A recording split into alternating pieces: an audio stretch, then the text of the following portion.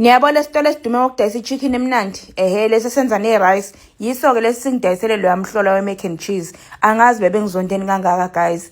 Ngafika endlini inhliziyo isadabukile ngathi awuthi ngizenzele yami.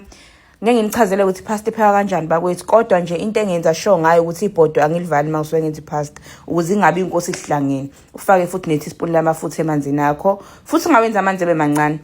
Ngase ngenza i-toaster yesilahla sodwa nje, ngenza ama-bread crumbs ngabeka eceleni. For i-sauce ngifake i-butter. Okay, angingazenzi ngcono, angifakanga i-butter, but wena sebenzisa i-butter. Mina ngisebenzisa i-stock margarine.